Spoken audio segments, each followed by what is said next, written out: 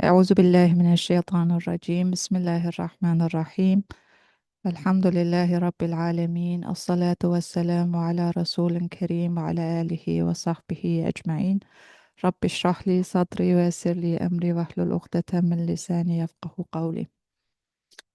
The following I was listening on my drive to work the other day. I've read it just like many of you so many times, but it's always, you come back to this. This is something like oxygen, air, water. Every time you breathe it in, you hear, listen to the dars or to the lesson or to the reading. There are always different reflections because every day you're a different person. Every moment you are in a different mode. So while I was driving to work in the morning, I was reading or listening to this section. It is from the Flashes, from El Lama'at or Lamalar in the original. And in the Flashes, there is a section, the 14th Flash, and it um, reflects on the name Ar-Rahman, basically focusing on the sacred formula of Bismillahir Rahmanir Rahim, and particularly the name Ar-Rahman, which we know um, pertains to the whole universe. Like we know from uh, the Muslim scholars that the name, the quality of Allah's name, Ar-Rahman, is particularly manifested in this world. Rahim is a name that is reserved, a quality that will be witnessed by the believers in the hereafter. So it's more towards the believers, the ones who have affirmed God's existence, Allah's existence in this world. But Ar-Rahman talks about this vast, expansive compassion and mercy of Allah in this world, in this universe.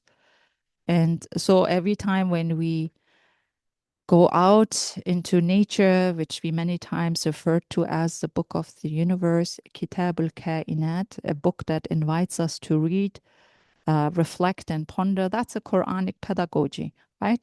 The Quran invites us to reflect on the signs of the universe. And when we do that, when we engage in that kind of sacred reading, in the art of noticing Allah's names and qualities, we will encounter one of the greatest names, which is Ar-Rahman. And so this third mystery from this 14th flesh, and invite you to go back and reread it again, is dedicated to the discussion of how we can understand the reflection of Ar-Rahman in the universe. Like if you're not able to see Allah's quality of Ar-Rahman, and Ar-Rahman we know comes from the root word Rahamim, which also means refers to the motherly womb, right? The Raham basically, which is the seed, uh, the beginning of our lives basically. When we come into this world, the mother's womb is also called in in our languages the Raham, right? So even there, Allah shared that quality with us. We are also uh, we are also his precious creation that is able to display and manifest the name of Ar-Rahman. I believe I shared this a few months ago, where I related to you this one incident in front of my house, where we walked with my family and we saw this little bird trapped in the mouse trap, a total distress and anguish trying to escape the mouse trap, but it was basically trapped. And so we were, as human beings, naturally, we were affected, but just witnessing the distress and the anguish and the pain this little bird was feeling, experiencing in that moment. And and subhanallah, so my daughter ran and I ran to get a towel, soft towel, and then my husband tried to free her from that trap. But then in that moment, I thought, we all reflected about the fact how beautiful the human being is created, that we can feel that rahma, compassion towards another being, another tiny creature. And then my husband said something profound that stayed with me. He said there are millions of birds, so many animals, but it was us human beings who decided to express compassion, rahmah, towards this little bird.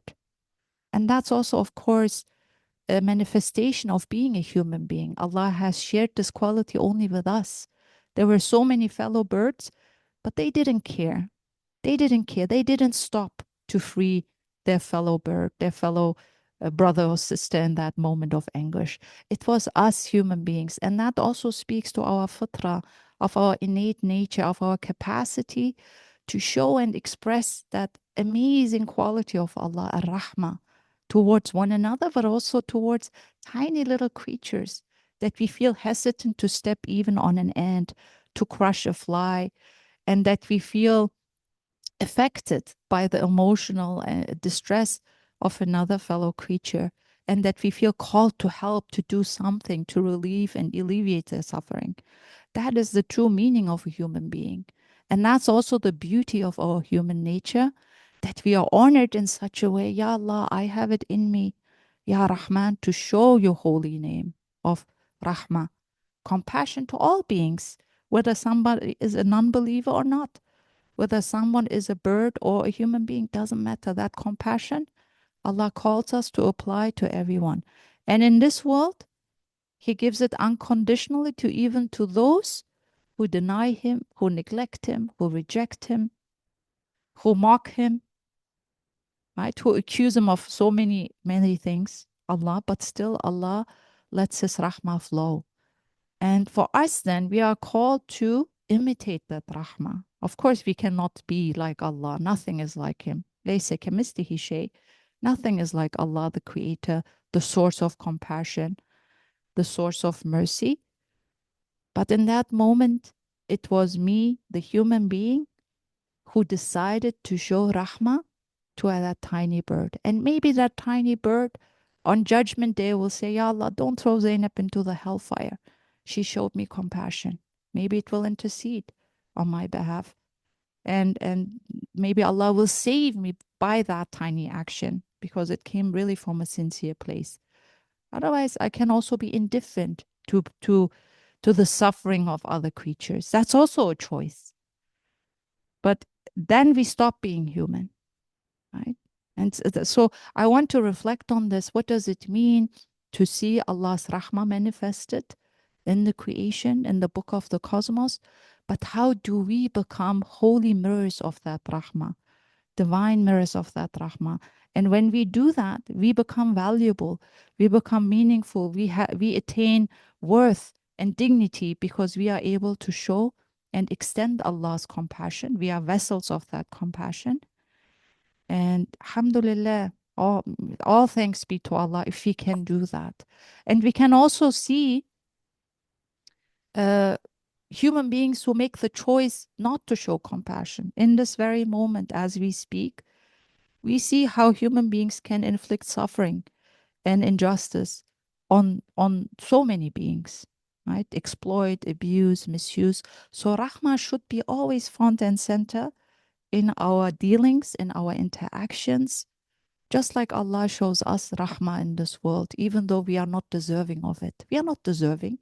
I didn't do anything by my own merit to acquire this life. He gave me out of His rahmah and out of His mercy, out of His generosity. He honored me with life, but also the highest human life. So the third mystery here, I'm not going to read the whole section, but the invitation stands for us as human beings to ponder and reflect and meditate on how Allah's rahmah is reflected in the world.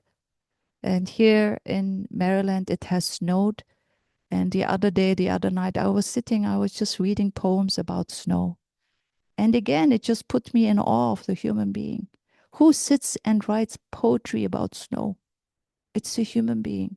The beauty of us human being, our beauty and our amazing fitra capacity to sit down and write odes and qasidas and music and nasheeds and poems for the holy, for Allah, and honor His snow and His creation and reflect how His beauty is manifested in the snow.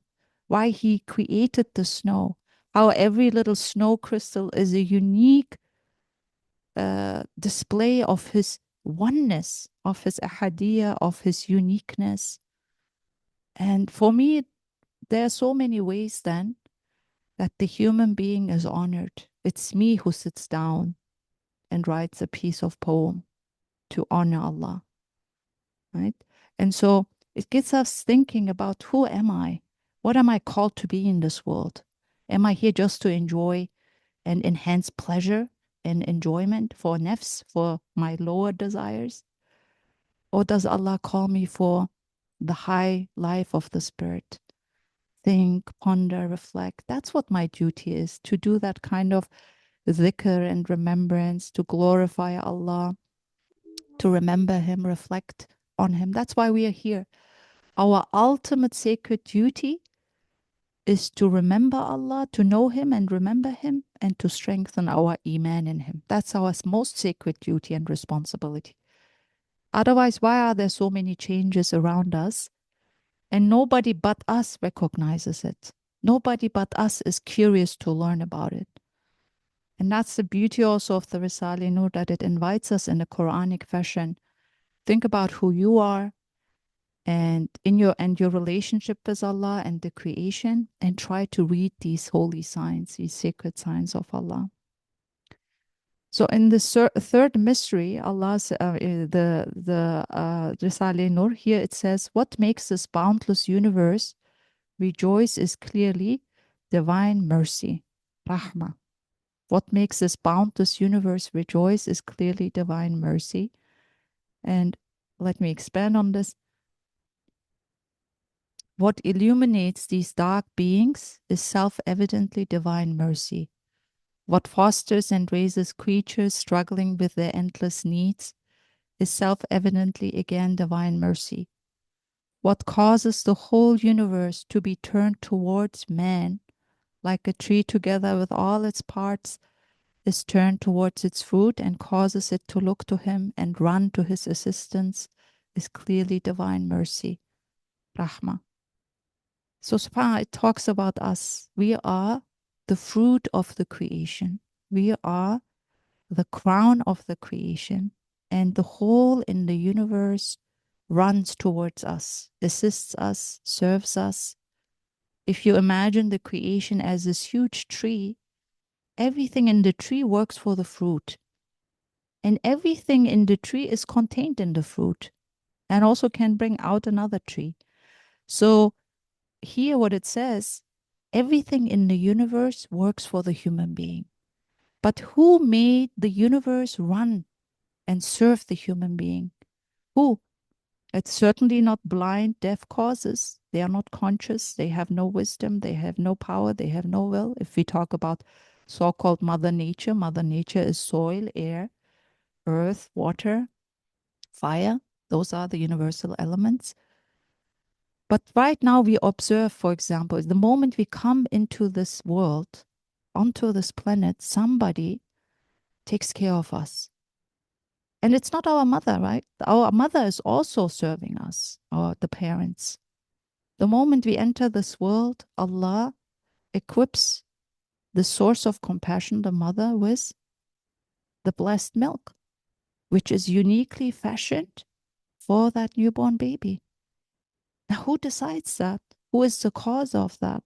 Who thinks about that baby and its unique needs and its unique desires for milk and nourishment? And it's exactly programmed according to whether it's a pre-EMI, if it's an early newborn, or whatever the needs are. The breast milk is accordingly measured and created in such a way. Now, what's the ultimate cause for this? Rahma, divine mercy or compassion. Mercy, Rahma, somebody, he is not forced to do it.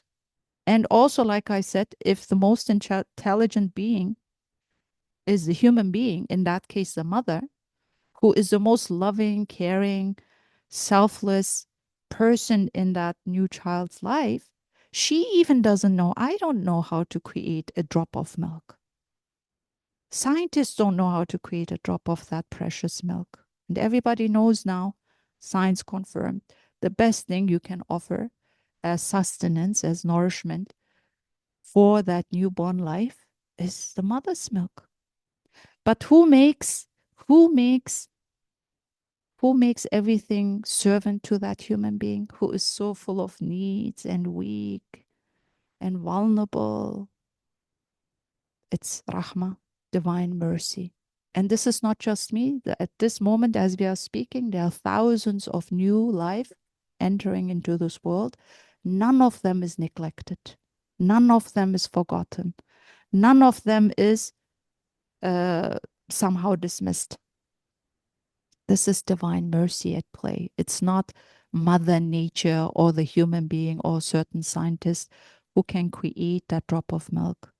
It's Allah who knows you, your needs, and He is not forced to send you that sustenance. It's His will, it's His wish, it's a desire. And what I always love, I'm a thought of Allah. He planned me, He sent me, He wanted me to be in this world. Imagine sometimes you hear the stories of children who say, I was not wanted. I was an accident. I was not planned. SubhanAllah. But of course, we know as Muslim believers that there's no such thing. But the idea, ultimate idea, that you are Allah's intention, that you are His desire, His will, that your existence was His wish. And then, not only then, He sends you here, but then He also makes sure that you are cared for with divine mercy. It's no conditioned. It's not conditioned. It's out of His own nature, of His rahmah, that He wants to take care of us, love us, care for us. And so, of course, our natural response should be, who are you, Ya Allah? Why are you doing this? How can I respond to that mercy, that love and care? What can I do to show you my love? So then that follows then the ethical response is, Ya Allah, allow me to also express my love towards you. Right? So everything in the universe, just from the first moment of inception, our first moment of entry into this world, shows us that Rahma is at the core of human existence. The way we are created. We are coming to this world ready, equipped with hands, arms, emotions, intellect, brain, feelings, perfectly designed, our arms not too long, not too short, our bodies perfectly fashioned. Allah is the best shaper. And then He doesn't make a mistake that we somehow look alike and sound alike and act alike. No. In His Rahmah, He gives us a unique identity, right? To show how much He is our personal Lord, our personal Creator. He didn't make me like a mass fabrication. I don't look somebody. My voice is unique. My eye color is unique. Everything, my DNA is unique. That's also an act of mercy. We want to be special. And Allah elevates us to be special. You are special in your voice, in your character, in your personality. Yes, you carry the legacy of your ancestors with you, quite literally in your DNA, but still you are you. You are still you. You are uniquely you.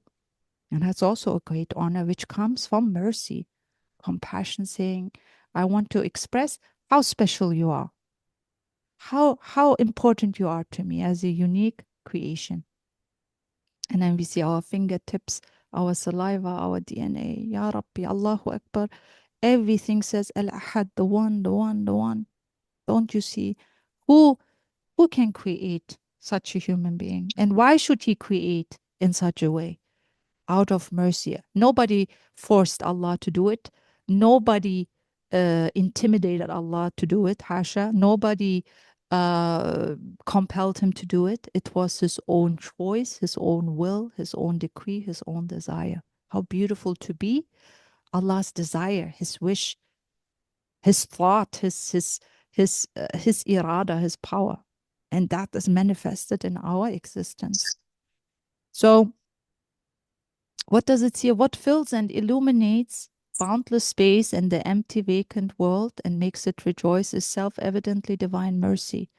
And what designates ephemeral man for eternity and makes him the addressee and beloved of the pre-eternal and post-eternal one is self-evidently divine mercy. And then Allah chooses you as his addressee, me, the human being. Allah doesn't talk in the Quran to the animals and the trees and the ants and the minerals. He talks to us, to me, to you. Isn't that something that is a great honor? And that comes also out of compassion, out of love. And we don't say love because it doesn't capture the unconditional element of this. Because love is something that you do something and you want something in return. But Allah's compassion, Rahma, is not conditioned in this world, right? It comes out of his nature. He's not compelled. He doesn't feel pity to do something. It's not a reaction towards something or someone. It comes out of his nature, his holy nature. And then he chooses us as his addressee, as his muhatab, which basically means I'm taking you seriously. I'm talking to you. I am taken taken in this divine audience, in the sacred audience where Allah chooses me as his addressee.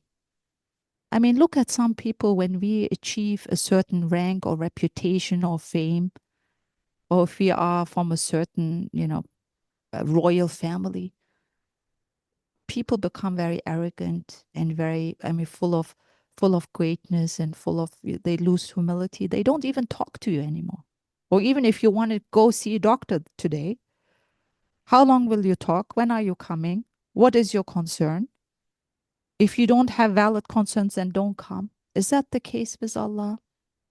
Allah says in Hadith Qudsi, where are my servants who want to call out to me so I can respond to them in the third of the night?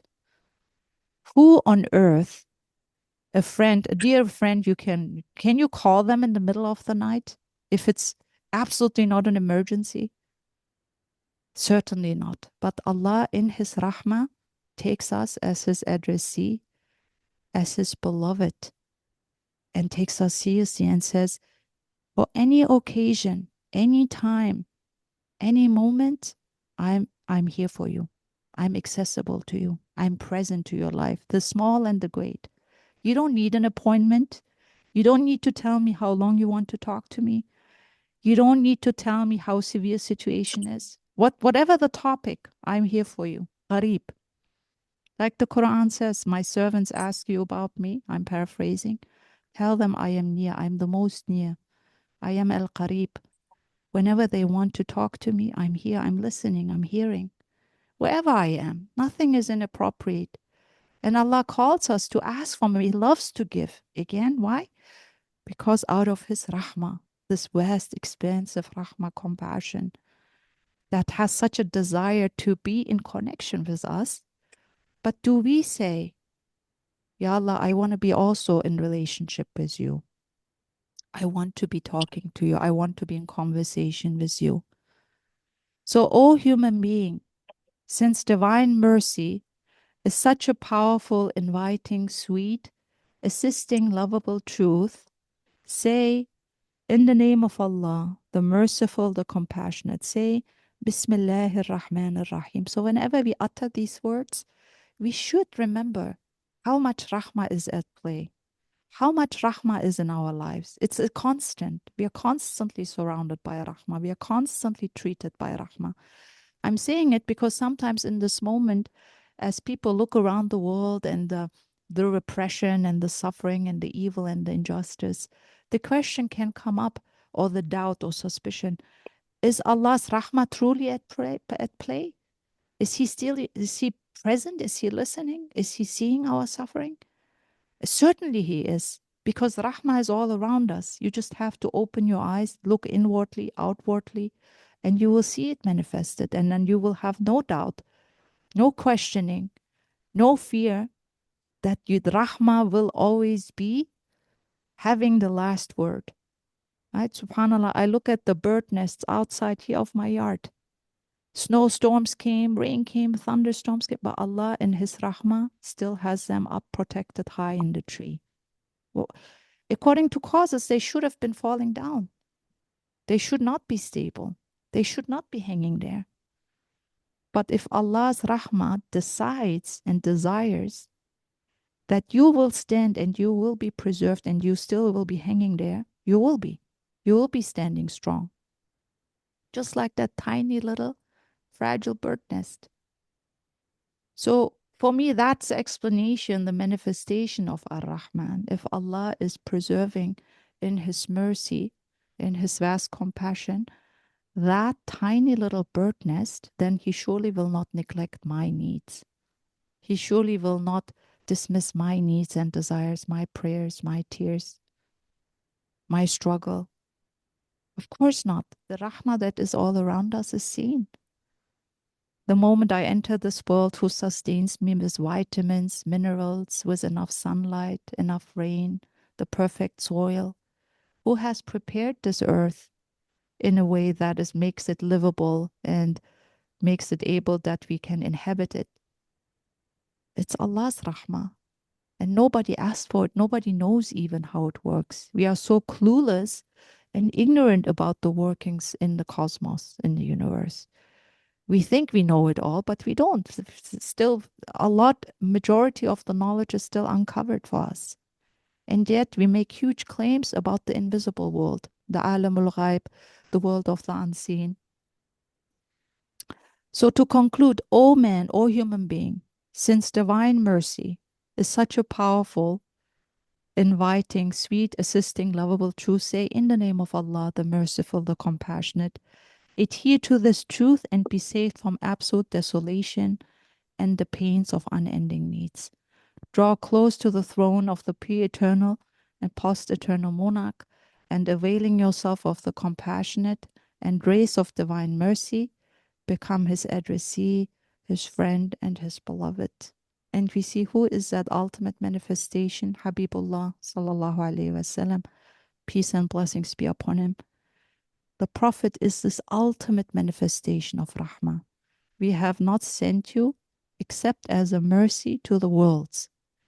And if we imitate and emulate the Sunnah of the Prophet, peace and blessings be upon him, we too need to become that embodied mercy to all the creatures in the world. And you see that with him, tiny little beings towards the mountains, trees, to every human being, his compassion, his tenderness, his kindness, his generosity is awe-inspiring. It's a model for us, a rahmah. And through his rahmah, he is a manifestation of Allah's rahmah, because Allah doesn't need to send him to us. But Allah in his mercy shows us an embodied example of rahmah and tells us, this is, if you want to be a true human being, this is the way to live. If you want to live like a true human being, here is your model. Here is a human example of to rise up to your full potential, how to be in relationship with all creatures, the sky, the moon, the mountain, the animals, people of different faith, people from different backgrounds. And then it is really a compassionate guide to navigate life and death, right? So to see in the Prophet ﷺ this like holy map, a sacred map, who shows us, who teaches us how to orient ourselves in the world, how to make sense of life's struggles, pain, sorrow, injustices, and what was his reaction towards that? What did he say? What was his conduct? And then we also realize that he was this huge expression of Allah's rahmah. So I will stop here, and inshallah we can reflect on this. But there is so much more to be said. I think the major invitation is that we have to cultivate a deep learning and reflection about how to see Ar-Rahman reflected in our lives. سبحانك لا علم لنا إلا ما علمتنا إنك أنت العليم الحكيم وآخر دعوة أن الحمد لله رب العالمين.